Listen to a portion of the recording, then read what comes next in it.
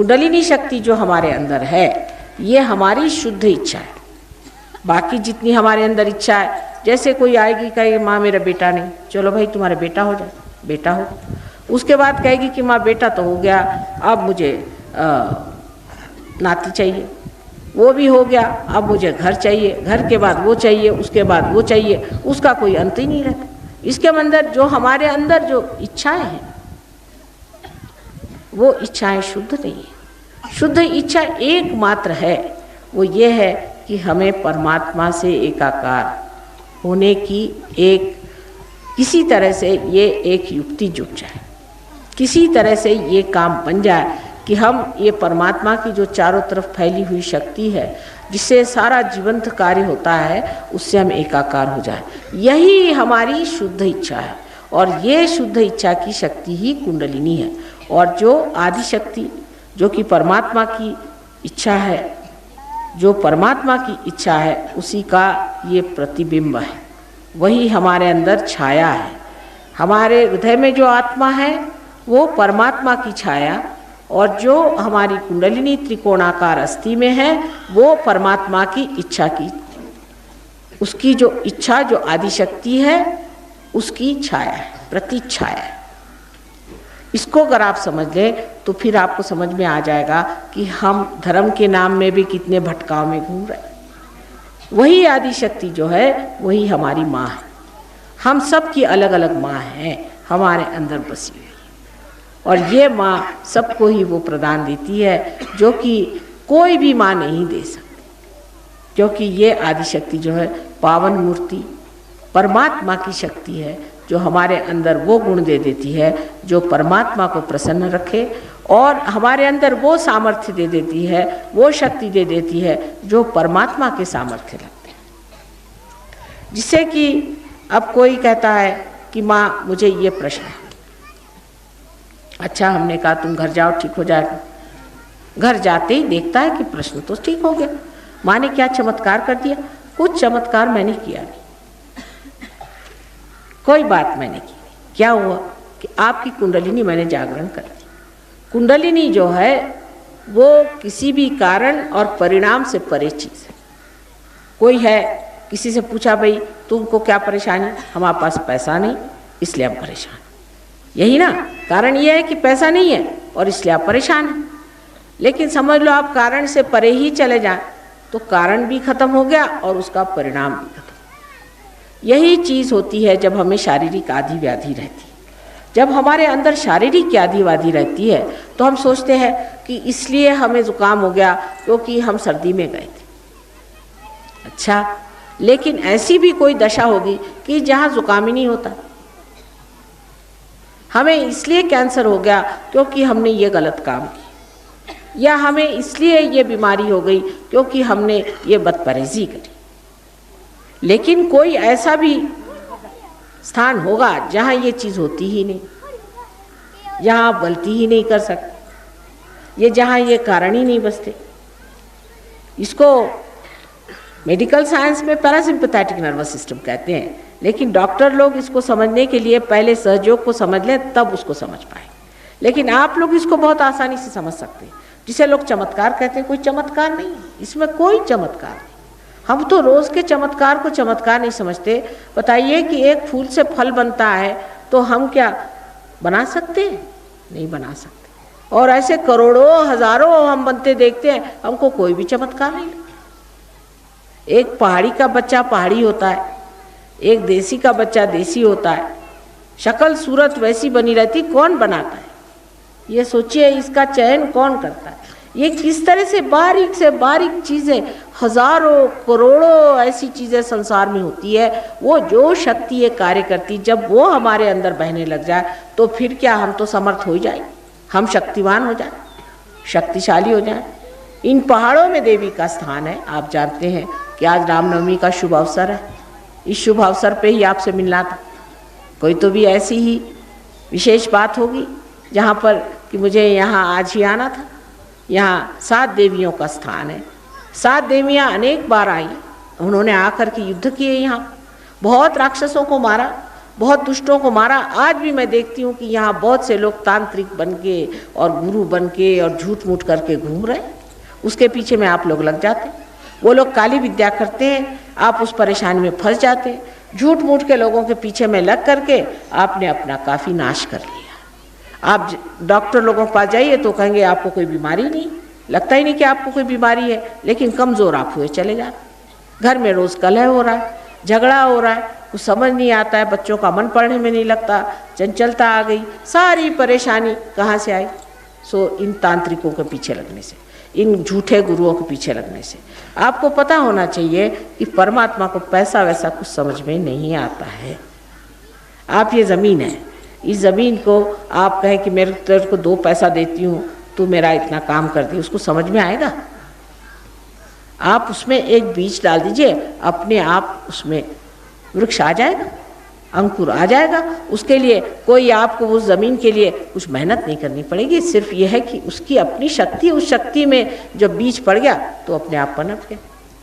लेकिन आप ये सोचते हैं कि हम ये करें वो करें, इससे करने से उससे करने से भगवान खुश हो जाएंगे, ये बिल्कुल बात नहीं। सिर्फ आपका परमात्मा में पूर्ण विश्वास और भक्ति होनी चाहिए, और ये जानना चाहिए कि परमात्मा है, चाहे आप माने या न माने, परमात्मा ये चीज़ है जो इतने हजारों तरह के कार्य संसार में करते हैं। वो परमात्मा ज़रूर है, लेकिन उनको अभी तक आपने जाना नहीं।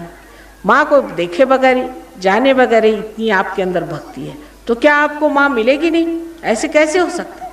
क्या माँ के अंदर हृदय नहीं है? क्या माँ नहीं सोचती कि मेरे बच्चे मुझे याद कर रहे हैं तो उनके पास जाना ही होगा? ऐसा तो कोई नहीं सोच सकता कि कोई माँ को बुलावे और माँ ना आए। लेकिन दोष कभी कभी ऐसा हो जाता है समय समय का कि मनुष्य गलत रास्ते पे चला जाता है, गलत रास्ते पर जाने पर वो कार्य नहीं बनता।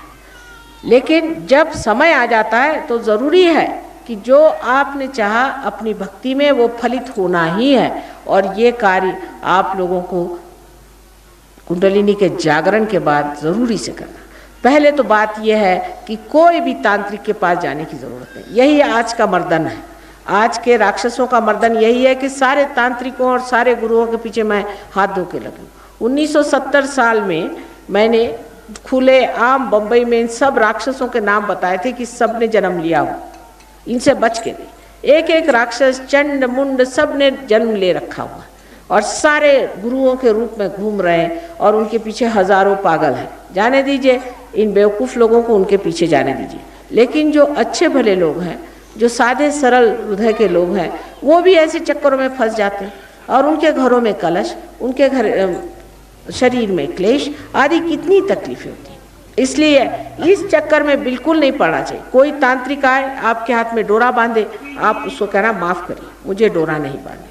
बहुत से लोग काशी से गंडा ले आते हैं, एक कवड़ी का कहीं से उठा लाए और कहे ये काशी का गंडा, आप बांधो इसे। काशी का गंडा हम बांध रहे हैं, उसका आपने 2 रुपया ले लिया। अब आपने बांध लिया, लेकिन आप क्या जानते कि उसके अंदर कोई चीज़ बंधी हुई है जो आपको पकड़ लेगी।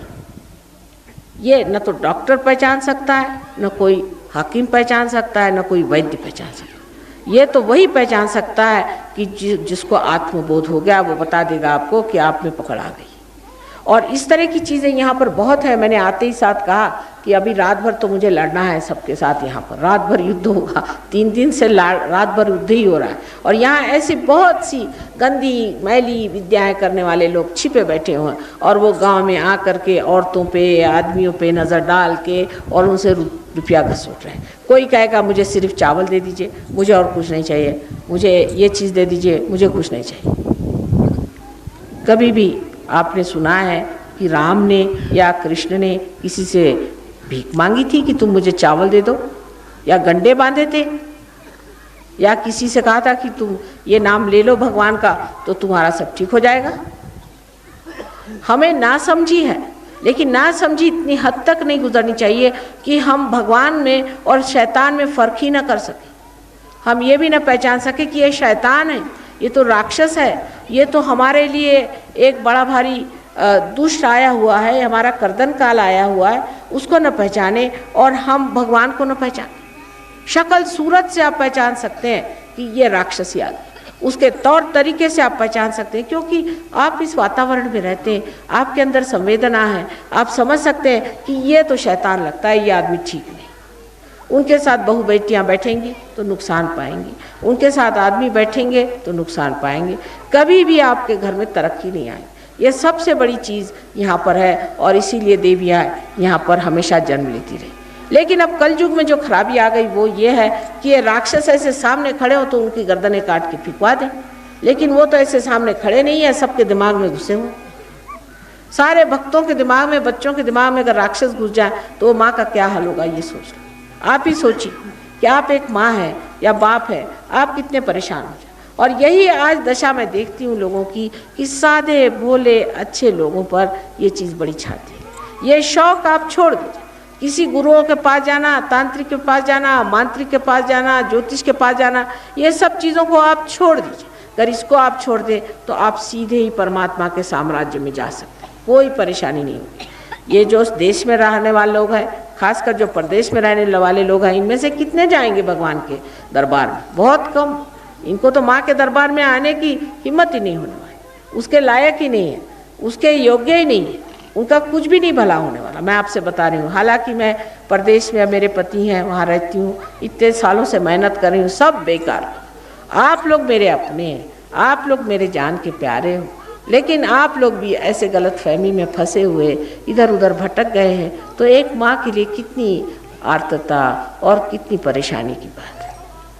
ये सोच लेना चाहिए कि माँ ने कहा है किसी तांत्रिक, किसी गुरु, किसी घंटाल के पास जाने की ज़रूरत नहीं।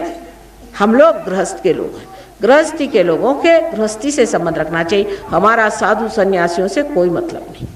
हम लोग कमाएं, हम यज्ञ कर रहे हैं, हम गृहस्थी में बैठे हुए हैं, क्या हमें चाहिए कि हमारा पैसा उठा के इन साधु सन्यासियों को दें? कोई ज़रूरत नहीं। एक बार सीता जी तक एक साधु सन्यासी से फंस गई थी, और आप जानते हैं बेचारी को सारा रामायण उसके बाद रच गया। इसलिए इस चक्करों में बिल्कुल नहीं आने का। आप खासकर औरतों पे इसका ज़्यादा असर आता है, क्योंकि और ज़्यादा सीधी सादी होती है। अपने बच्चों को, अपने घर को, अपने पति को इससे बचा के रखें। हमारे यहाँ की समाज व्यवस्था अत्यंत सुंदर है। आप नहीं जानते बाह्य में क्या है। कोई मर जाए तो पूछने वाला नहीं, वहाँ किसी को पता ही नहीं चलता कि कोई मर गया। बाप मर गया तो भी बच्चों को पता नहीं चलता, बच्चे मर गए तो बाप को पता नहीं चलता। उस लंदन शहर में एक हफ्ते में 3 बच्चे 4 बच्चे माँ बाप मार डालते हैं। क्यों मारते हैं? क्योंकि तंग आ गए। आप सोचिए कि कम से कम 2 बच्चे तो मार ही डालते।